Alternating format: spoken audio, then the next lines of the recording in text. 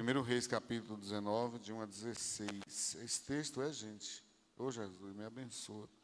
Ora, Acabe fez saber a Jezabel tudo quanto Elias havia feito e como matar a espada todos os profetas. Então Jezabel mandou uma mensagem, um mensageiro a Elias a dizer-lhe: assim me façam os deuses e outro tanto, se até amanhã a estas horas eu não fizer a tua vida como a de um deles. Quando ele viu isto, levantou-se para escapar com vida, se foi. E chegando a Beceba, que pertence a Judá, deixou ali o seu moço. Ele, porém, entrou pelo deserto, caminho de um dia, e foi sentar-se debaixo de um zimbro, e pediu para si a morte, dizendo: já basta, ó Senhor, toma agora a minha vida, pois não sou melhor do que meus pais. E deitando-se debaixo do zimbro, dormiu. E eis que um anjo o tocou, ele disse: levanta-te e come. Ele olhou, e eis que à sua cabeceira estava um pão cozido sobre as brasas, e uma botija de água. Obrigado, irmão Joanes. Tendo comido e bebido, tornou a deitar-se. O anjo do Senhor veio segunda vez, tocou-o e lhe disse: levanta-te e come, porque demasiado longa te será a viagem. Levantou-se, pois, e comeu e bebeu, e com a força desse alimento caminhou 40 dias e 40 noites até Horebe, o monte de Deus.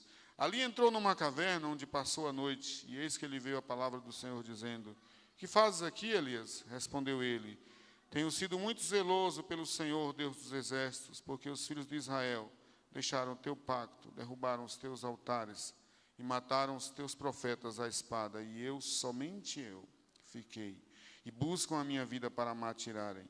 Ao que Deus lhe disse: vem cá fora e põe-te no monte perante o Senhor.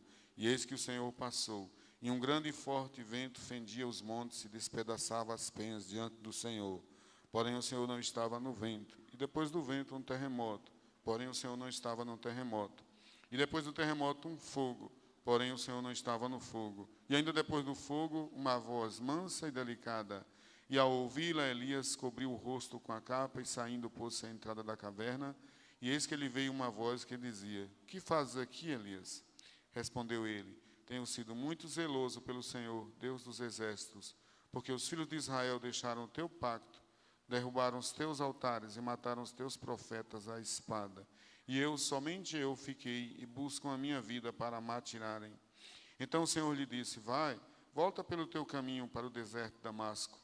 Quando lá chegares, ungirás a Hazael para ser rei sobre a Síria, e a Jeú, filho de Ninzi, ungirás para ser rei sobre Israel, bem como a Eliseu, filho de Safate, de Abel-Meolá.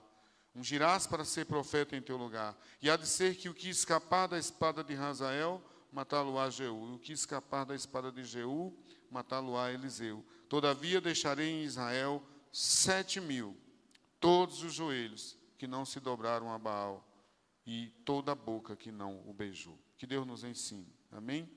Que Deus fale conosco. Elias está numa caverna. Qual é o motivo? O motivo é sofrimento. Uma profunda depressão depois de uma grande vitória. Depois que ele teve uma grande vitória contra os profetas de Baal, ele se deprime, ele se entristece, e ele se joga numa caverna, porque é próprio do depressivo se isolar num quarto escuro. Eu não sei por que é assim, mas é assim que é. Essa é uma grande verdade. Todo depressivo fica isolado e não gosta da luz. E aí a gente não consegue entender por que alguém tão animado, uma pessoa de muita luta, de muitas batalhas, pessoa de oração, entra em depressão e se isola. Que eu sei que os irmãos dizem assim: não, depressão não é coisa de Deus, não. Eu não estou dizendo que é. Depressão não é coisa de Deus, dor de cabeça também não é coisa de Deus, nem dor no pé, dor na coluna não é coisa de Deus. E nem dor de dentro também, aquilo ali não é coisa de Deus, com certeza não é. Dor de dentro não é coisa de Deus, nenhuma dor é de Deus. Nenhum sofrimento é de Deus. Deus não provoca sofrimento em ninguém. Deus não causa sofrimento em ninguém. Sabe o que é que Deus faz? Deus cura. Deus tira toda a dor. Deus tira todo sofrimento. Se está doendo, não é de Deus. Se está enfermo, Não é de Deus aquela enfermidade. Porque Deus não coloca a doença. Deus tira a doença. Se tem cura, foi Deus que fez. Foi Deus que operou a cura. Deus traz libertação, cura, milagres. Mas um profeta de Deus como Elias adoece, pastor? Adoece. Um homem de Deus como Elias, que orou pelo rapaz que estava morto e ele ressuscitou, adoece? Adoece. E qual era a doença dele? Era no corpo? Não, por incrível que pareça. Não era no corpo, era na alma. Doença na alma, pois é, nós somos tricotomistas. Nós acreditamos que o homem é corpo, alma e espírito. Porque a Bíblia diz, a Bíblia fala em 1 Tessalonicenses 5:23, que é assim. O homem é corpo, alma e espírito. O espírito é de Deus, mas a alma é do homem. E a alma tem o conhecimento do bem e do mal. A alma tem o sentimento de alegria e de tristeza. A alma pode se encher de bons sentimentos e de um vazio profundo. Mas Deus pode encher o seu vazio com a presença dele. A alma só fica plenamente cheia quando o seu espírito está nas mãos de Deus. Mas mesmo a pessoa espiritual, pastor, ainda pode ter depressão? Ainda sim, ainda pode. Um homem de oração pode ter depressão? Eu já vi um bocado. Já vi pastores com depressão. Missionários com depressão. Gente muito rica com depressão e gente muito pobre. Artistas de televisão, celebridades, pessoas que ganharam prêmios, coroas, medalhas, taças com depressão. Disseram que a depressão era o mal do século XX. No século XX as pessoas diziam assim, a depressão é o mal do século. Mas qualquer psicólogo, qualquer psicanalista vai dizer que a depressão sempre existiu. Ela só não era vista, né? Percebida, não era marcada. Ninguém marcava aquilo lá. Mas leituras atentas de textos do passado vão nos fazer perceber depressões e tristezas profundas que qualquer psicólogo e psicanalista ficaria admirado de perceber que aquelas coisas já existiam, já estavam ali. Por que elas são provocadas assim, pastor, de repente? Não se explica tudo. Tem explicações várias aí, bem técnicas, mas eu vou ser um pastor nessa noite. Não vou esmiuçar isso. Eu só quero dizer que o profeta estava depressivo. E ele se afasta da missão por causa da depressão. Mas quando ele pensa que ele está se afastando da missão, ele está indo justamente para a missão. Quando ele tenta fugir da missão, ele está justamente indo para a missão. Quando ele tenta sair do mandado de Deus, ele está indo justamente para onde Deus quer que ele vá. Quando ele tenta se livrar da missão que Deus tem para ele, ele está indo justamente para onde Deus quer que ele vá. Porque Deus quer falar com ele. Deus quer falar contigo. Abra os seus ouvidos, abra os seus olhos. Ouça, veja. Deus quer falar contigo. Não tem como você se livrar de Deus. Se eu pudesse me livrar de Deus, ainda assim eu não queria me livrar de Deus. Porque Deus é a melhor presença que existe no universo.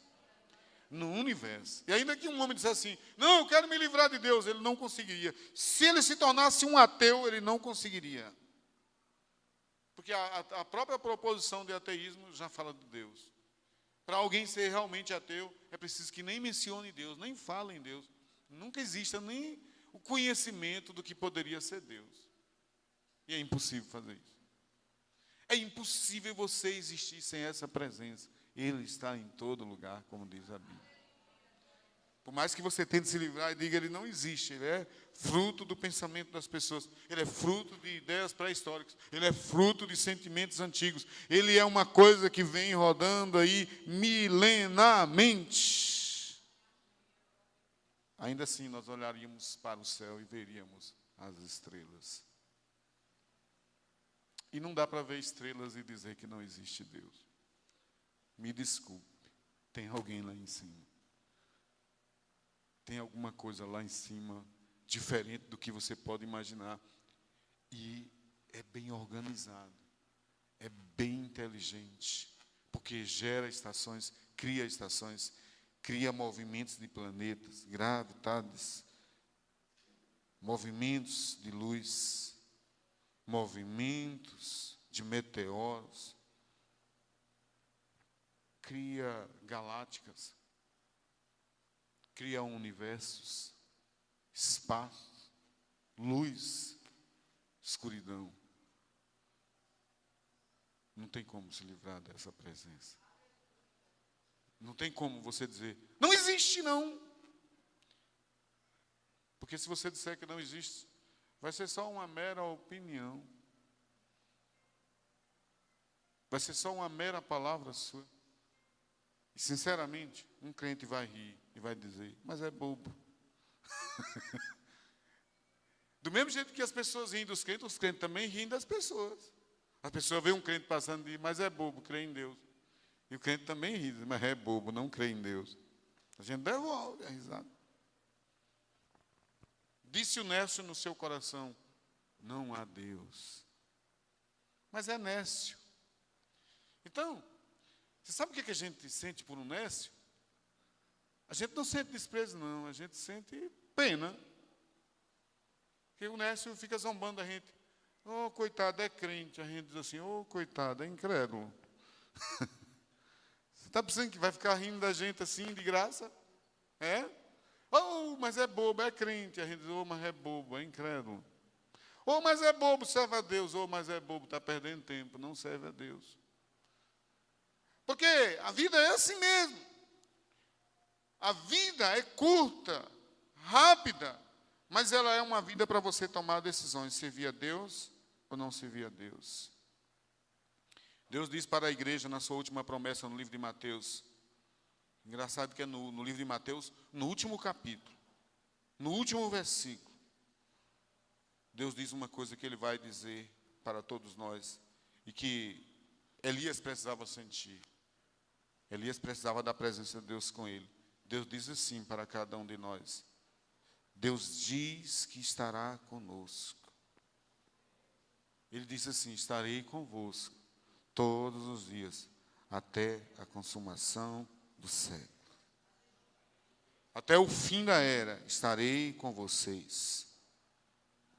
O nome Jesus é o Salvador, mas se você olhar bem, ele tem um título, ele tem um nome, que é Emanuel. Sabe o que quer dizer Emanuel? Quer dizer, Deus está conosco. Ele se revela para o seu povo como o Deus que é, como o Deus que está presente. Foi assim que ele disse a Moisés. Eu sou o que sou. Eu sou, me enviou a voz. E Jesus também vai tomar posse disso. Jesus também vai dizer, eu sou.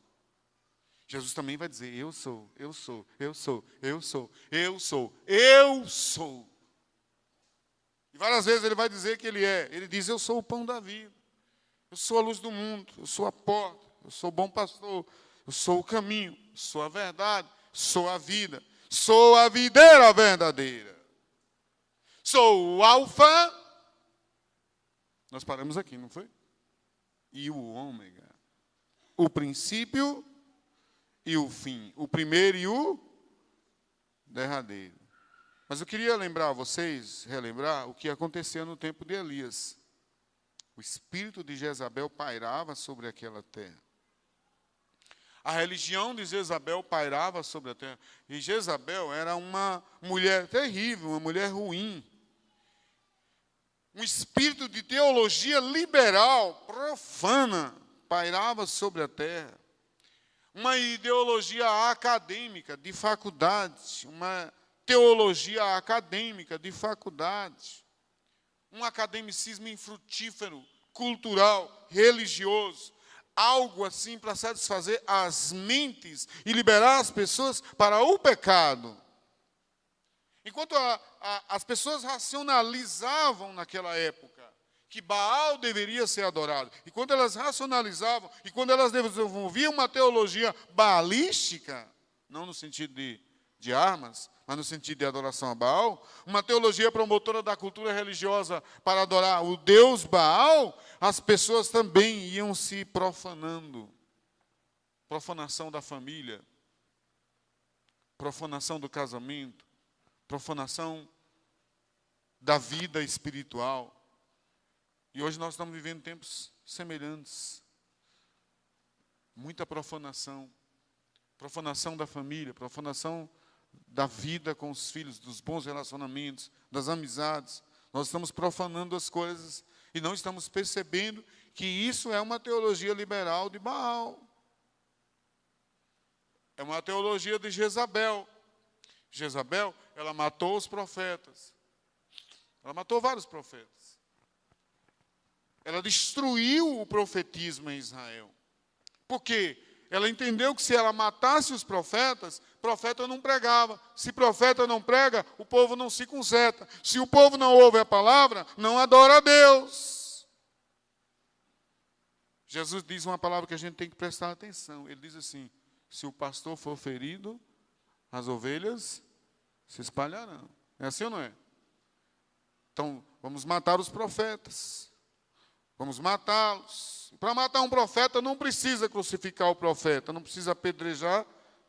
Não. Se mata o profeta quando se poda a voz do profeta. Quando se impede que ele diga as coisas. Quando se diz assim para ele: não pregue sobre isso, pastor. Não fale sobre isso. Fale sobre isso aqui. Isso aqui que nós queremos ouvir. Não fale essas coisas, pastor, na igreja.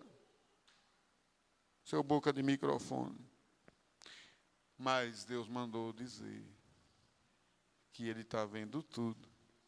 E que Ele está aqui. E que Ele vai dizer a sua palavra.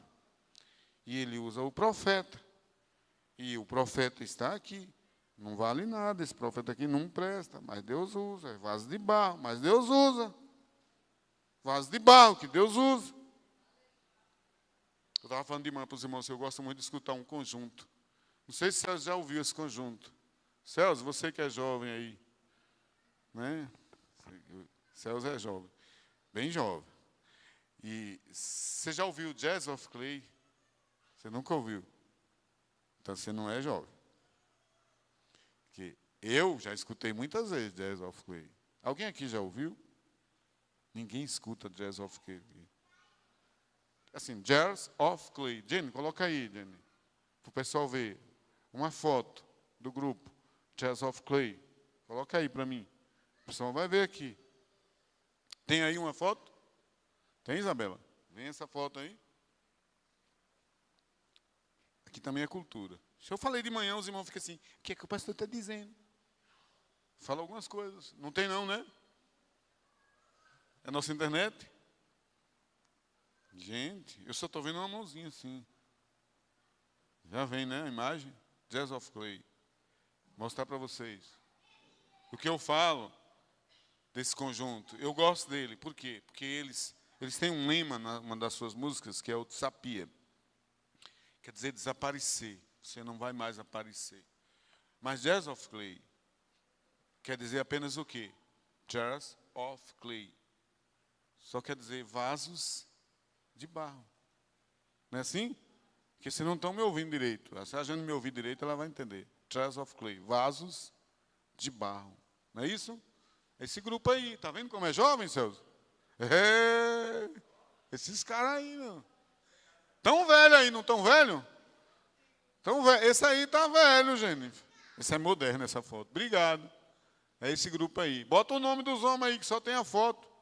Para a gente ver em inglês o nome. Não tem não, né? Esse pastor. E depois passa o tempo da pregação e ele vem no outro domingo com a mesma pregação. Olha aí, ó. Está pregando a mesma coisa desde o domingo passado. Ninguém aguenta mais pregação. Tem outra foto com o nome? Tem? Aí, olha. Essential. Jazz of Clay. Olha aí o nome dos caras. Jazz of Clay. Vasos de barro. Só queria mostrar para vocês saberem o que é que eu estou falando. Obrigadão. Tem uma música? Solta aí uma música. Vasos de barro. Uma música que eu gosto. Qualquer uma delas. Vasos de barro. Sabe o que nós somos? Vasos de barro. Porque o homem foi feito do pó da terra. O homem é feito do pó da terra. Tem legendada? Tem aquele da sanfona? Não, aquele da sanfona não. Aquele que fala da crucificação legendado? Tem um que fala da crucificação legendado? fala que é todo cortado, não sei, alguma coisa assim. Pronto, obrigado. Você é vaso de barro. E você, como um homem de Deus, você pode sofrer. Você pode sofrer cortes no seu corpo. Você pode sofrer cortes na sua alma. Você pode ver um amigo sofrendo no hospital. Você pode ver... Não tem imagem, tem? Está legendado isso? Essa foto não é a minha legenda, é? Tem um vídeo no YouTube, não? Ah, isso aí é? É isso aí. Estou botando vocês para ver coisa do YouTube. A imagem não está boa, né? Mãos necessitadas, é isso? Alguém pode apagar uma luz aí para mim? Pode apagar, não ligo não. Esse grupo aí. Se a imagem não está boa, mas você pode ver no seu celular. Obrigado, senhor. Staring up in awesome wonder. His tears come slowly down, reaching up beneath for... Obrigado, vi tudo agora, né? Não, tá bom. Tá bom, já chegou o que eu quero, né? Tá bom. Já chegou o que eu quero, senão eu não vou falar nada aqui hoje. Alô, céus. Estamos no escuro, né? Deus lhe abençoe. André, obrigado. Então, nessa música aí, ele fala basicamente coisas interessantes. Fala de cortes, de problemas que você passa, de sentimentos que você pode ter. Mesmo sendo um cristão, você pode passar por isso. Porque Jesus, ele sofreu por você na cruz. Jesus foi cortado, Jesus foi xingado, Jesus foi sangrado, Jesus sangrou na frente das pessoas, porque ele estava pagando o preço por você lá na cruz. E os cortes que Jesus sofreu foram da base do chicote.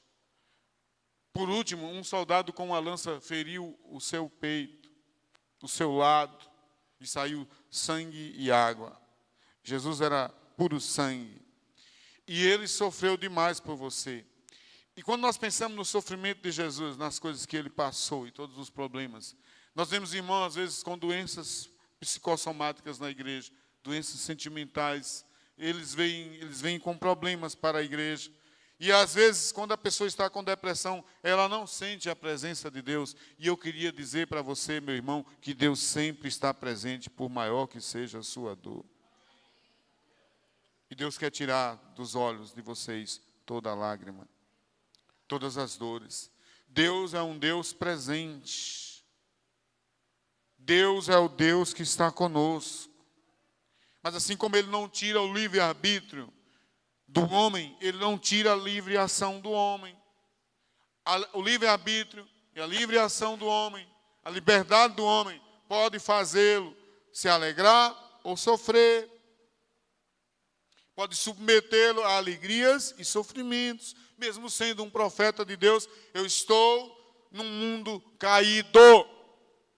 Mas eu não vou me conformar com esse mundo, como diz o apóstolo Paulo. Não vos conformeis com este mundo.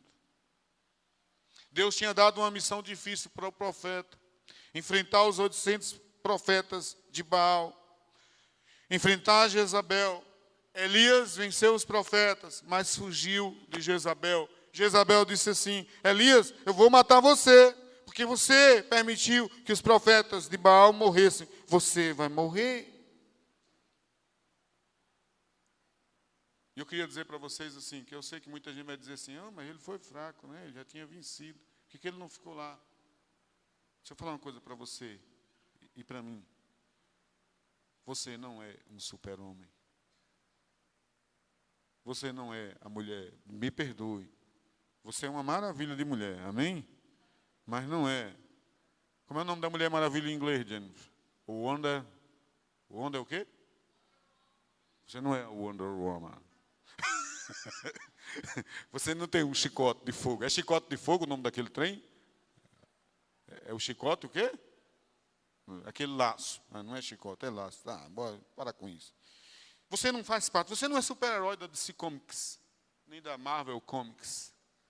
Você não é o super-homem, não é a Wonder Woman. Você não é essa pessoa. Você é uma pessoa humana como as outras. Você precisa escovar os seus dentes. Você precisa lavar o seu cabelo.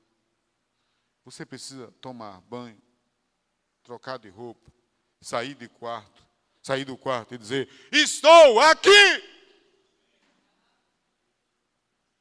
Estou na passarela do mundo, dizendo que só Jesus Cristo é o caminho, a verdade e a vida. E vou usar a minha vida para dar esse testemunho de Jesus. Você não pode ficar deitado dizendo: eu quero morrer. Que Elias ficou lá deitado dizendo: eu quero morrer. Eu quero a morte. Eu não aguento mais essa vida. Eu não aguento mais. Eu quero morrer. Deus mandou um anjo na direção do profeta com pão e água. E o anjo levou só pão e água. Eu fiquei pensando, por que o anjo não levou uma pizza? Eu acho que se levasse uma pizza, Elias não ia querer. Por que o anjo não levou uma pizza? Levou pão e água. Aliás, as coisas com Elias são estranhas, né? E eu acho bonito esse trabalhar de Deus. Porque Davi, Deus coloca num palácio. Davi fica num palácio. Aí Davi diz assim: eu nunca vi um justo desamparado, nem a sua descendência, a mendigar o pão. O rei Salomão fica num palácio. Moisés, num palácio. José do Egito, num palácio. Rainha Esther, num palácio. Mas Elias, na caverna. Elias, na beira do rio. Comida? Não tem não. Vai comer o que os corvos comem. Quando o corvo vir beber água, se ele trouxer alguma coisa no bico, você espanta o corvo e pega a comida dele e come. E Elias ficava lá tangendo os corvos para pegar a comida do corvo. Sabe essa história? Quando eu vi essa história de que os corvos alimentavam Elias, eu pensava que era um banquete, eles botavam a mesa. Botavam assim a mesa: vem Elias, venha comer. E aí eu fui analisar, mas gente, corvo não come coisa assim chique. Não tem flor de lis lá na beira daquele rio. O corvo pegava o resto de comida e ele ia beber água e caía, Elias tomava e comia. Mas a água secou, então não tinha mais comida de corvo. Aí Elias, não tem mais o que comer nem beber. E Deus diz assim: Elias, vai andando aí, meu filho, que aí na frente tem uma casa, que vai ter comida para você nessa casa. E Elias chega lá na casa, e tem uma mulher com farinha. Alguém já comeu farinha seca aqui com sal? Você tem 70 anos, não é 70? Você nunca comeu farinha com sal? Ah, farinha com açúcar? Ô Tinho, meu filho, só tu, só o irmão Tinho comeu farinha com açúcar? Opa, Eliette também. Quem mais aqui? Opa, pensei que era só eu, Tinho, olha o tanto de gente. E quem já comeu aquela farinha que botava no café e pregava no céu da boca? Já também, Verônica? Até Verônica já. Aí, ó, o tanto de gente. Ó. Mas eu comia porque eu não tinha o que comer lá em casa, entendeu? Não tinha nada para tomar café, eu botava o café, entendeu, Rodo? Aí botava mais um pouquinho de açúcar para ficar bom. E jogava aquela farinha. Sabe o que era que meu pai dizia para me animar? Isso é farinha de osso. Meu pai. Farinha de osso. Eu estava nem eu, estava com fome. A farinha pregava no céu da boca, parecia chiclete. Como é o nome daquele chicletão? Um babalu, é? Parecia um babaluzão. Pregava no céu da boca. Aí Deus diz assim para Elias: meu filho, vai andando aí. Vai ter uma viúva, ela vai ter comida para você. E a gente pensa assim: não, peraí, profeta, já está demais comendo comida de corvo. Vai comer comida boa agora. Tem uma viúva, tem uma casa. Essa mulher deve ter comida aí. Quando ele chega lá, a mulher só tem farinha e um pouquinho de azeite. E ela ainda diz assim: não, ó, não dá, meu. Vai andando aí, profeta, porque aqui só tem um pouquinho de farinha e um pouquinho de azeite. Só para eu e meu filho. A gente vai comer e vai morrer de fome, porque não tem mais nada. E aí ele diz assim, e Elias era um homem de Deus. Ele olha para aquela farinha, aquele azeite, ele diz assim: mas Deus me mandou aqui. Deus me mandou aqui. E Deus não me mandou aqui só para eu comer dessa farinha e desse azeite. foi para salvar a vida de vocês também. Se você tiver fé, fizer um bolo para você, para o seu filho e para mim, não vai faltar farinha na tua casa, nem azeite. E ela teve fé. E aí nunca mais faltou bolo na casa dela. Nem comida para ela, nem para o filho dela. Porque Deus é o Deus do mantimento. E quando não tinha mais viúva, quando não tinha mais corvo nem viúva, Deus manda um anjo. Aí a gente pensa assim, não, agora vai ser um anjo. Agora o negócio agora pegou, agora é anjo. O profeta está lá deitado, com fome, não tem comida. Aí vem um anjo. Você não é mais corvo, não é mais viuvinha pobre. Pobre, de marré, né, Flávio? Agora o negócio vai pegar, agora vai ser um banquete. Aí vem um anjo. Aí o anjo traz, sabe o quê? Pão. Hein, anjo? Pão e água. Eles comem, rapaz. Porque depois que você comer isso aqui, 40 dias sem comida aí. Come. E ele come. E com aquela comida, ele passa 40 dias indo na direção de Horebe, o monte de Deus.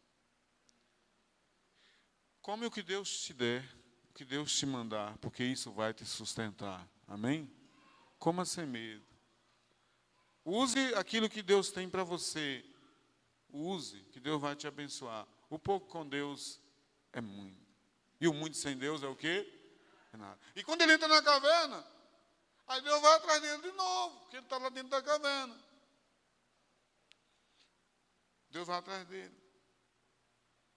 Porque o espírito de Jezabel está tomando conta de tudo. O espírito de Jezabel está destruindo tudo.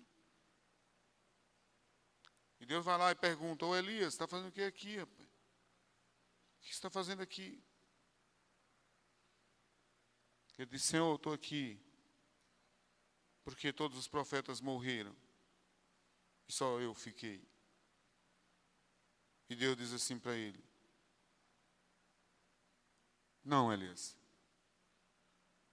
eu não sou um Deus que deixa ninguém só. Deus nunca deixa ninguém ficar só.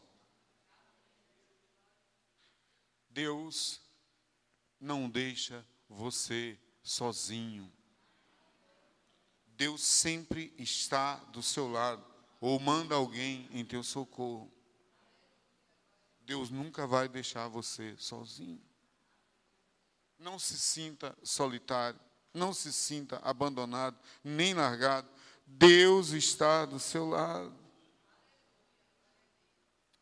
Deus quer fazer você sentir que Ele é importante para você.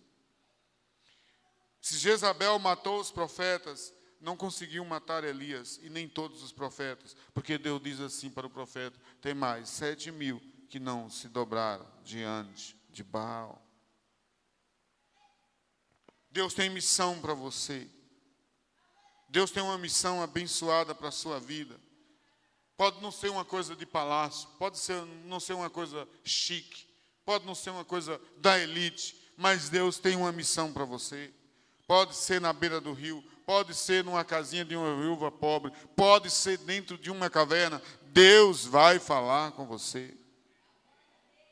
Deus não vai deixar você. Você pode estar na choupana, pode estar num palácio. Deus vai ao encontro de você. Deus foi ao encontro de Davi lá no palácio. Deus foi ao encontro de Salomão no palácio. E Deus foi ao encontro de Elias lá na beira do rio. Lá na caverna. Lá na casa da viúva. Deus não fez acordo com as posições dos homens, com as condições dos homens. Deus fez acordo com homens. Com homens. Não importa o que você está sentindo. Eu sei que a dor é uma coisa única. É da pessoa. Então, se eu não estou sentindo dor, eu não consigo sentir a sua dor. Eu posso até entender a sua dor, mas não consigo sentir. Porque a dor ela é singular. O que você sente, só você sente. Mas Deus sabe a dor que você está sentindo. Porque Jesus já sentiu todas as dores do mundo. E não vai durar para sempre essa dor. Porque Deus tem poder de tirar a sua dor. A sua dor vai sair do seu corpo, vai sair da sua vida, e Jesus vai ficar, porque Jesus permanece para sempre. Um dia a sua dor vai sair, você nem vai perceber, nem vai lembrar, talvez. Mas uma hora você vai meditar e pensar, o pastor falou que a dor ia sair do meu corpo, e hoje eu não estou sentindo nada. Glória a Deus. Porque Deus está aqui para curar as nossas enfermidades, tirar as nossas dores, tirar os nossos sofrimentos, os nossos sentimentos. Por mais terríveis que eles sejam, Deus não quer nenhum sofrimento negativo em você, porque você é a mulher que Deus usa, você é o homem que Deus usa, você não é perfeito, mas Deus lhe usa. Você é vaso de barro, mas Deus lhe usa. Não importa o quanto doa no seu corpo, na sua alma, esteja sempre fazendo a vontade de Deus. Muitas vezes eu senti dores antes de ir para o culto. Muitas vezes senti cansaço, eu nunca deixei de vir. Muitas vezes o corpo dizia assim, você não aguenta hoje. Você já fez isso de manhã, você já fez isso de tarde, e agora à noite você não vai conseguir. E eu fui andando porque eu não fui andando, não. Deus me levou. Eu trabalhava numa igreja que às vezes eu estava passando uma situação naquela igreja, os irmãos não percebiam e não sabiam como estava difícil para mim o que eu estava passando. Na verdade, não era fácil o que eu estava passando. E eu precisava pregar. Eu precisava ir para o culto pregar. E eu precisava chegar lá e não podia dizer para eles o que eu estava passando, porque era uma coisa singular, uma coisa minha, pessoal. Então, quando eu chegava lá na igreja, eu dizia assim, oh Deus, o Senhor me trouxe aqui, porque não fui eu que vim, o Senhor me trouxe. Então, o Senhor me usa. E muitas vezes Deus me usou. Nos momentos mais difíceis da minha vida, Deus usou o vaso. E eu tenho certeza que nos momentos mais difíceis da sua vida, Deus vai lhe usar. Não fuja da missão quando estiver difícil. Se mantenha. Mantenha-se na estrada. Muita gente que nem enxerga está fazendo a missão e você enxerga tudo. Muita gente que não tem as duas pernas está fazendo a missão e você corre tudo. Muita gente que não tem dinheiro está fazendo a missão e você tem seu salário. Muita gente que não tem renda nenhuma está fazendo a missão e você tem sua renda. Muita gente que não é casado está fazendo a missão e você tem uma família. Muita gente está fazendo a obra de Deus, mas Deus está também do seu lado. Amém? Eu queria ler com vocês, o meu tempo está acabando, Salmo 20, verso 1. O salmista diz assim, o salmista Davi diz, o Senhor te ouça no dia da angústia. Tem aí, Isabela? O Senhor te ouça no dia da angústia. O Deus de Jacó te proteja. Amém? Eu sei que tem dias que são de angústia, mas tem dias em que também são de muita alegria. O que você precisa fazer? Precisa apenas entender a voz de Deus. Deus vai te chamar. Deus vai te chamar para você sair para fora. E você vai sair, em nome de Jesus. Billy Graham, pastor Billy Graham escreveu um livro. Quando eu vi o livro, eu achei o título assim, pequeno. E muito simples, mas eu sabia que ele era um americano. Então eu pensei, esse livro em português deve ser interessante. O nome do livro é O Segredo da Felicidade. E aí eu fiquei, porque a palavra felicidade para nós dá uma ideia assim de algo que não é alcançável às vezes, né? E aí o Billy Graham não é pastor da receitinha, né? Ele não é. Ele disse assim, o segredo da felicidade. Eu digo, meu Deus, o Billy Graham está com essa coisa neopentecostal agora, da receitinha da felicidade, virou coach. Mas Billy Graham é uma mente antiga, né? Um homem de muitos anos de experiência, né? E uma mente bem moderna ao mesmo tempo. E eu peguei o livro para ler, O Segredo da Felicidade. E eu me achei naquele livro. E o segredo da felicidade é baseado lá em Mateus, no capítulo 5. Acharam aí? Mateus, capítulo 5. O segredo da felicidade está baseado em Mateus, capítulo 5, que é a revista da Escola Bíblica Dominical que os irmãos estão estudando. O segredo da felicidade, nada mais, nada menos é do que a observação das bem-aventuranças. aventuranças. Jesus, vendo a multidão, subiu a um monte, e assentando-se, aproximaram-se dele os seus discípulos, e abrindo a sua boca, os ensinava, dizendo: Wilson, você tem uma música parecida? Você já cantou aquela música do Gerson Rufino, Vai Passar? Você pode cantar aqui de novo? Pode? Tem um playback aí, Isabela, da música Vai Passar? Pronto. Está vendo, Wilson? Você vai fazer um dueto com o nosso Wilson. Entendeu? Não vai não? Nem na foto. Tem uma diferença. Você conhece o Wilson? Ah, eu não conhece não. Ele falou lá com o dedinho. Você está com barba, Wilson? Você tem barba hoje? Trouxe a barba? Cavanhaque. Cavanhaque não é barba. E o Wilson lá tem barba, né? Eu estou brincando. Mas realmente o nome é semelhante, né? Igual. Depois você vai cantar para a gente. Eu estou no verso 1, não é isso? Estou no verso 1 ainda? Ou não? Jesus, vendo a multidão, subiu a um monte alto e, assentando-se, aproximaram-se dele os seus discípulos. E, abrindo a sua boca, verso 2, os ensinava, dizendo: Bem-aventurados os pobres de espírito, porque deles é o reino dos céus. Já tem, Isabela, aí? Pode vir, Wilson. Bem-aventurados os que choram, porque eles serão consolados. Bem-aventurados os mansos, porque eles herdarão a terra. Oh, glória. A tradução bem-aventurados quer dizer isso mesmo, felizes. Quem tem a tradução aí que diz felizes? Quem tem essa tradução? É uma Bíblia viva. Ninguém tem, né? Felizes? Não tem não, né? Bem-aventurados que têm fome. Pode subir, Wilson, pode subir, meu irmão. E sede de justiça, porque eles serão fartos. Bem-aventurados os misericordiosos, porque eles alcançarão misericórdia. Bem-aventurados os limpos de coração, porque eles verão a Deus. Bem-aventurados os pacificadores, porque eles serão chamados filhos de Deus. Bem-aventurados que sofrem perseguição por causa da justiça, porque deles é o reino dos céus. Bem-aventurados sois vós, quando vos injuriarem e perseguirem e mentindo, disserem todo mal contra vós por minha causa. Exultai e alegrai-vos, porque é grande o vosso galardão nos céus, porque assim perseguiram os profetas que foram antes de vós. Feliz é aquele que serve a Deus. E sabe, para ser feliz, tome posse das coisas que você tem. Porque às vezes você deixa as coisas que você tem e fica olhando as coisas dos outros. Tira esse espírito de inveja da sua alma, em nome de Jesus, amém? O que é que você tem? As coisas que você tem são as mais abençoadas. As coisas que estão à sua volta são as mais abençoadas. Então, se você tem isso, é porque Deus lhe deu. Às vezes eu vou viajando e vejo tanta cidade linda, tanto lugar lindo.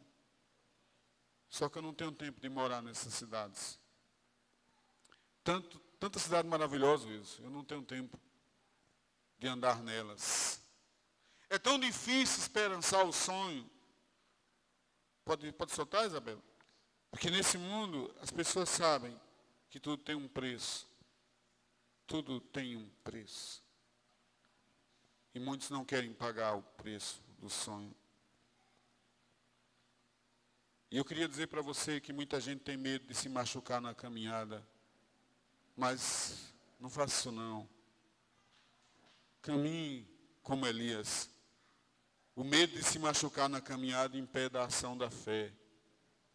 Não tenha medo de fazer a caminhada que Deus tem para você. Tenha fé.